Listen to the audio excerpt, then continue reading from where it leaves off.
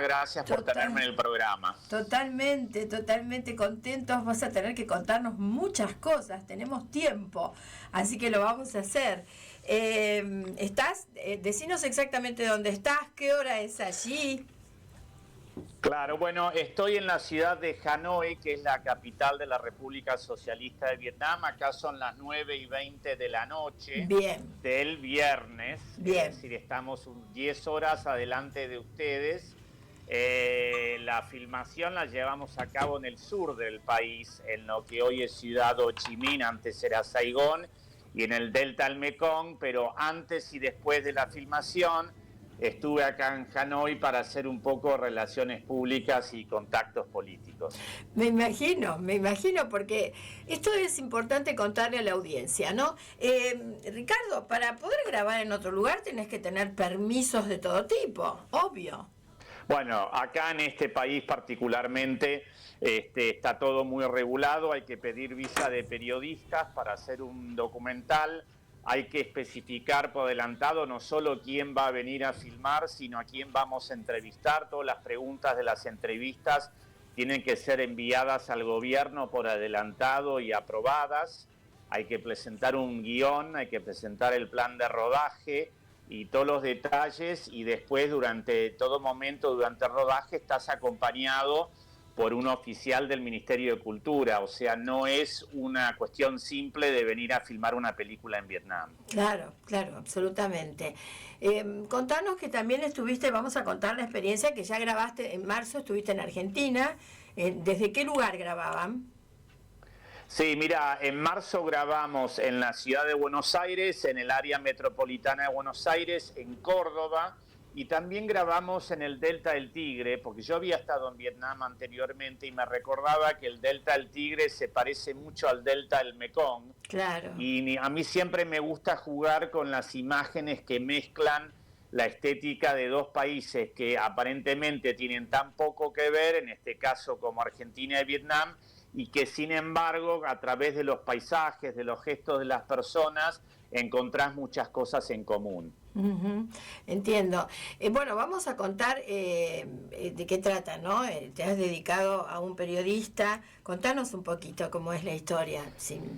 Correcto. El documental se llama Un precio que tenemos que pagar, como ahí lo están mostrando en pantalla, y es acerca del periodista argentino y corresponsal de guerra Ignacio Ezcurra, quien era una persona que había trabajado en lugares muy insólitos para un periodista argentino. En los años 60 él había ido a Siria a escribir y documentar la guerra civil ahí, que no había habido ningún argentino que hubiera cubierto esa noticia. Después fue a Estados Unidos y logró entrevistas con gente como Martin Luther King, Bobby Kennedy y algunos de los líderes en la lucha por los derechos de los afroamericanos, cubrió los disturbios raciales que había en Estados Unidos en ese momento, pero convengamos que la historia más grande y más importante de 1968 era el conflicto en Vietnam, donde tampoco había cobertura de periodismo argentino, y él insistió para que lo enviaran a cubrir la guerra del Vietnam, donde él lamentablemente desapareció y sabemos que está fallecido en mayo de 1968. ¿Y se sabe cómo fue su desaparición o directamente es desaparición sin rastro? No, sin rastros no. Se sabía de que había una foto, que realmente el original al principio no lo podíamos encontrar, hay una radiofoto borrosa que se había publicado en el diario La Nación algunos días después de que él desapareciera, el 8 de mayo de 1968, que mostraba su cuerpo tirado en la calle. Se sabía que la foto la había sacado un fotógrafo japonés, pero se desconocía la identidad del fotógrafo, el lugar y cualquier otro detalle. Bueno, y nosotros nos pusimos a trabajar con 3 equipos de investigación periodística, uno en Estados Unidos, uno en Vietnam y Japón, y uno en Argentina, y logramos encontrar a ese fotógrafo que tiene 87 años, no está bien de salud, pero vive en Japón, y él no solamente nos confirmó la locación de la foto, sino que nos proveyó con otras fotos que no se han visto nunca en Argentina. Viste que en esa época los fotógrafos tenían 2 o 3 cámaras que colgaban del cuello, ¿no? Exacto. Con distintos lentes. La foto conocida era con un lente tele que no daba el marco de lo que se había sacado, pero él nos dio unas fotos que había sacado con un gran angular en la Leica, y a través de esos datos logramos encontrar el lugar exacto donde fue asesinado y también hablar con los vecinos que vieron su cuerpo, y encontramos un montón más de información. Claro, eso es importantísimo. Yo te iba a preguntar justo cómo encontraste, cómo es el clima para poder grabar allí, Ricardo, en Hanoi, ¿no? El estar ahí es una cosa totalmente, por lo menos para nosotros, inédita, ¿no? Es muy especial. Sí, creemos que somos la primera coproducción argentino-vietnamita. Acá se hizo una conferencia de prensa en la Embajada Argentina en Hanoi, vinieron como 20 algo de periodistas. Incluyendo la radio de Vietnam tiene un servicio en español. Vinieron un par de periodistas que hablaban el castellano mejor que nosotros, ¿no? Mirá vos, Ricardo. Y hubo mucha repercusión de prensa sobre este hecho tan extraño de que un equipo argentino venga a filmar acá a Vietnam. También tuvimos reunión con la directora del Instituto de Cine de Vietnam, y después realmente muy linda la experiencia. El equipo, como ves en la foto de fondo y atrás, más o menos éramos 4 argentinos y entre 5 y 6 vietnamitas, y la verdad que fue muy linda esa interacción profesional, el entenderse a través del cine, ¿no? Me imagino. Ricardo, te voy a hacer un poquito de abstracción de lo que estamos diciendo, porque nunca te lo pregunté. Mirá que nos encontramos, tenés cara de cansado, ¿puede ser que estés cansado hoy? Y bueno, no, porque viste, han sido días de 20 horas de trabajo por día. Acá hace 40 y ayer hizo 38 grados de calor con una sensación térmica de 43. Ay, o sea que son días agotadores. Sí, es terrible. No, yo sabes que te quería preguntar, porque mirá que nos hemos encontrado varias veces y han sido notas que han tenido muchísima repercusión siempre. La verdad que me encanta entrevistarte por eso, porque la gente te sigue nuestros espacios en el aire. Te quería preguntar, ¿por qué elegiste esta carrera de cineasta? ¿Cuándo surge? Mira,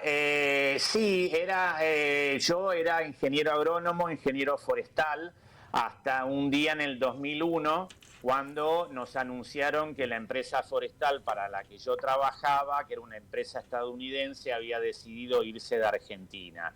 Y era la primera vez desde que tenía 16 años que no tenía trabajo.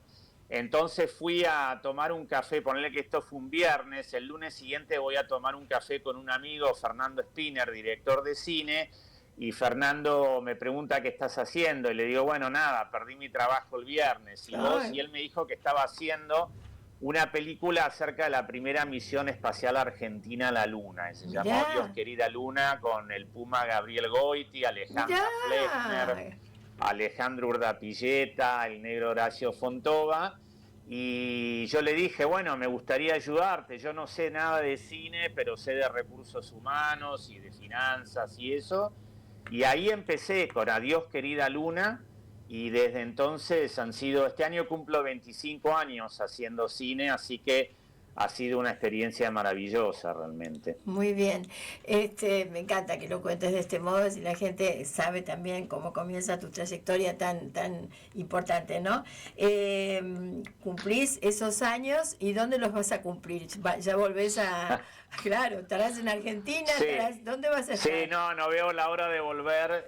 Llego el domingo a la noche a Buenos Aires. Bien. Ya estuvimos editando algo del material que filmamos en febrero. Bueno, estuvimos editando el material que filmamos en febrero y marzo en Argentina. Todo el material ya se envió a Argentina por las redes, pero igual traemos los discos con las grabaciones y nos vamos a meter en el estudio de montaje a editar el material. Tenemos un par de días más para filmar algunas cosas, para completar, y nuestra idea, nuestro proyecto es de tener el documental terminado para su estreno tipo en marzo o abril del año próximo.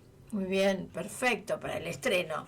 Decime, Ricardo, ¿y cómo es la gente? Porque vos me decís que llevaste un equipo reducido, entonces, ¿cómo trabajás con la gente de allí, del lugar, con los nativos? ¿Son colaboradores? Sí, son re colaboradores.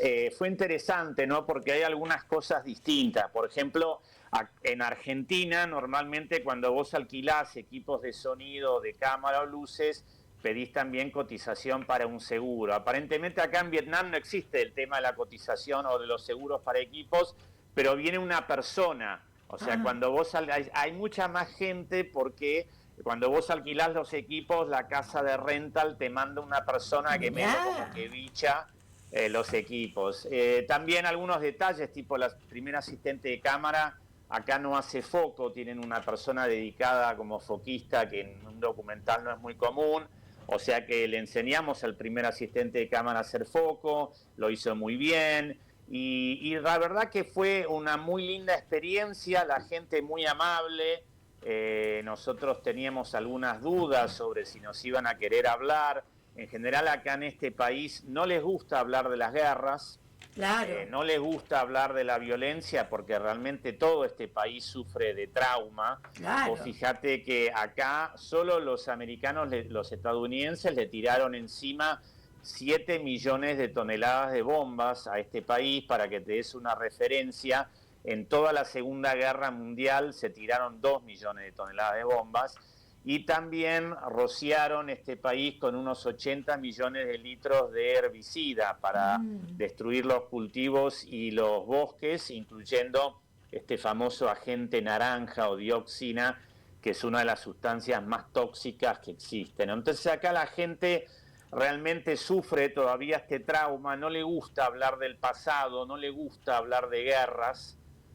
Han construido una potencia económica mundial en los últimos 50 años y teníamos algunas preocupaciones si nos iban a querer hablar, pero fue muy abierta la gente y fue muy linda la experiencia. Me imagino.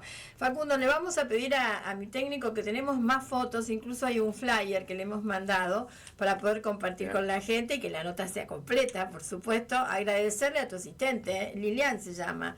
Sí, Lilian, sí. Lilian, le vamos a agradecer a ella, por supuesto, un precio que tenemos que pagar entonces, un periodista argentino en Vietnam. Vos me hablabas de la destrucción que había padecido Vietnam y entonces sería bueno que nos digas, porque me han contado, yo tengo muchísimas ganas de ir a Vietnam, ya dije, mi próximo viaje va a ser allí. Cómo fueron reconstruyéndose, ¿no? Cómo, a pesar de lo que vos decís, que la población, la ciudadanía, evidentemente debe tener muchos traumas que les deben haber quedado indudablemente, sobre todo los mayores, ¿no? Claro, no, bueno, acá la gente es durísima, es decir, vos te parás en la esquina de cualquier ciudad de Vietnam, a las 6 de la mañana ves millones de motos, acá la Claro, forma principal de transporte es moto, pero ojo que tienen su propia marca de autos, acá hay fábricas de autos de una marca que se llama VinFast, sí, que hay muchísimos autos vietnamitas y vos los ves a la mañana temprano, tal vez papá, mamá y dos chicos, ya entre las 6 y las 7 van a trabajar, trabajan muchísimo, conducen yo creo un poco su economía como si fuera una guerra, digamos, ¿no? Conducen, nunca han dejado, pensar que estuvieron en guerra con los japoneses durante la Segunda Guerra Mundial, con los franceses en los años 50, con los estadounidenses en los años 60, con los chinos en los años 70. O claro. sea, ellos siguen ahora trabajando como si estuvieran en guerra, casi con furia, y de esa forma vos vas por acá y es un país que tiene tremendas obras públicas, Claro, las claro. ciudades son enormes, o sea, realmente le han dado vuelta a la cosa increíblemente, ¿no? Las rutas también, ¿no? Las rutas son Sí, impecables. autopistas nuevas, que Impecables. recién acá yo estuve acá en diciembre haciendo como un scouting preliminar y Sí. ya hay nuevas autopistas, realmente tiene un enorme programa de inversión en infraestructura porque se han convertido en un país industrial también. Más de Claro. 2.000 fábricas chinas se abrieron en Vietnam en los últimos 10 años. Sí, sí, sí, teníamos esa versión y queríamos que nos lo comentes vos allí in situ, ¿no?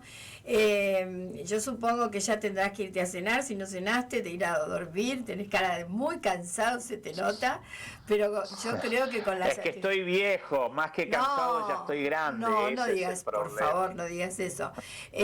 No, me parece que es interesante interesante destacar que te vas entonces con la satisfacción del deber cumplido, indudablemente, ¿no? Sí, absolutamente. Digamos, esta es la temporada de los monzones acá, que llueve. Cuando llueve el monzón, para ponerte salvavidas, pues te ahogás de la Ay, Dios cantidad de mío. agua que baja.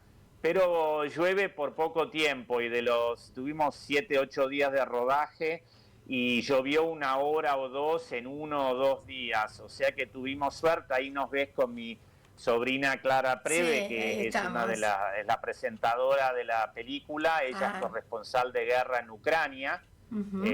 Vino para hacer la película. Estamos en la terraza del Hotel Carabel, donde en los años 60 los corresponsales de guerra tomaban gin and tonics o cerveza mientras miraban en la distancia los aviones de guerra estadounidenses bombardeando Increíble, los suburbios de la ciudad. Es una increíble. cosa realmente alucinante. Así que tuvimos mucha suerte también con el clima, pero sí, la temperatura tremenda.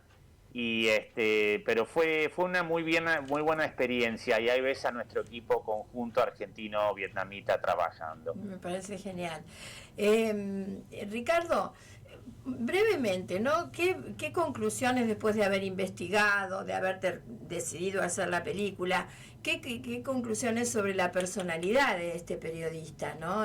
Más allá de ser un guerrero, evidentemente, un valiente, ¿no? Absolutamente. Bueno, Ignacio fue un periodista realmente destacable. Él producía sus notas, es decir, en realidad más que enviarlo, la Nación le dijo, bueno, si querés andá. Él buscaba sus propias notas, hemos visto sus apuntes que se encontraron en el cuarto de su hotel después que él fue asesinado, Mira donde vos, tenía todo su razonamiento de las notas que quería hacer. mira vos.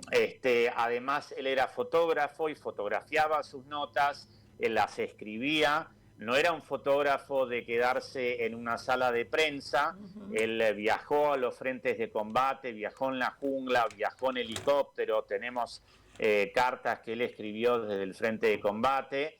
Y él siempre quería también ver el otro lado de la versión. Le interesaba saber qué era lo que pensaban los de Vietnam del Norte Ujú, sobre la guerra, ujú. y eso quizás haya sido también lo que le costó la vida. Claro, indudablemente. La película, ahí lo dice claramente, es un documental de Ricardo Preve acerca de Ignacio Ezcurra. O sea que no hay nadie que lo represente, es el documental, es contar la historia tal como fue. Correcto, tenemos sin embargo mucho material, es decir, tenemos un video que nos dieron sus hijos de donde sacamos el título de la película. Es una nota que él dio a la televisión de Voice of America la mañana del miércoles 8 de mayo de 1968, el día que desaparece. Él hace referencia al asesinato de 4 periodistas, 3 australianos y un inglés, que habían sido asesinados en Saigón 3 días antes, y él, sin saber seguramente que unas horas después moriría, dice que ese es el precio que tenemos que pagar por Claro, estar contando la historia más triste y más importante claro. de este momento. Así que tomamos el título de la película de sus palabras y después encontramos un montón de fotos, correspondencia, y también, por ejemplo, un informe del gobierno argentino sobre qué le había sucedido, que se dijo que se iba a publicar, no se publicó. Lo buscamos en los archivos de Cancillería, en el Archivo General de la Nación, en la Biblioteca del Congreso, en la Biblioteca Nacional, y no lo podíamos encontrar, pero después, a través de un trabajo increíble de mi equipo y de algunas afortunadas coincidencias, encontramos este informe y el original de la foto de Ignacio fallecido en el baúl del sótano de una casa de un privado en un lugar en Argentina que por el momento mantenemos en reserva. Muy bien, muy bien. ¿Y por qué se produce el asesinato? Mira, nosotros trabajamos con 2 hipótesis. La primera fue la versión oficial que dio el gobierno de Estados Unidos y el gobierno de Vietnam del Sur, que eran sus aliados, que a Ignacio lo había asesinado el Vietcong, al igual que los 4 periodistas que habían asesinado 3 días antes. Nosotros no encontramos ninguna motivación por el cual le convendría al Vietcong asesinar a estos periodistas. Y sí, por otro lado, trabajamos en la alternativa de que lo podría haber asesinado la policía de Vietnam del Sur, porque si uno observa el contexto político-militar, él lo matan en mayo del 68. Sí. En enero de ese año se lanza una gran ofensiva militar de Vietnam del Norte en Vietnam del Sur, la ofensiva del Tet, que si bien fue un fracaso en cuanto a lo militar, fue una gran victoria política, porque las imágenes de televisión y de fotografía, las notas de los periodistas, dieron vuelta a la opinión pública estadounidense, que dijo: basta, no queremos tener más nada que ver con esta guerra. Claro. Entonces, cuando se lanza una nueva ofensiva, ya en mayo del 68, estando Ignacio Ezcurra en Vietnam, la relación entre la prensa y la policía de Vietnam del Sur y la fuerza de Estados Unidos era pésima. Y trabajamos también sobre la posibilidad de que tanto los 4 periodistas habían sido asesinados por estar ejerciendo su labor, Claro. como que Ignacio había sido asesinado investigando sus muertes, porque él desaparece en el mismo lugar donde habían asesinado a sus colegas. Mira vos. Muy bien, interesantísimo. ¿Cómo llegas a él? ¿Cómo llegas a enterarte sobre eso? Mira, siempre lo había tenido, como yo trabajo mucho, viste, en África, en Asia, siempre me interesó la figura de alguien que era tan único, ¿no? En un cierto sentido Claro. lo quise emular también. Claro. Me encanta ir a lugares difíciles, he trabajado en Kirguistán, en Chad, en Camerún, en Sudán, en distintos lugares, y de llevar una mirada argentina para entender cómo son las personas en otros lugares del mundo, y en ese sentido creo que Ignacio Ezcurra fue un referente para el periodismo argentino. Y además no hubo ni hay muchos periodistas corresponsales de guerra argentinos, Claro, ¿no? claro. Realmente muy pocos. Entonces creo que es un aspecto de nuestro periodismo que no estuvo muy estudiado y me interesó la posibilidad de contarlo. Muy bien. Ricardo, siempre es un placer escucharte. Gracias por el tiempo que nos dedicaste. Que descanses, que puedas descansar, que es lo más importante, y que no haga tanto calor. Gracias a vos, Nora, un placer siempre estar en tu programa, un gran honor. Gracias por tenerme, un saludo a toda la gente de Radio Rosario Clásica. De hoy es el día.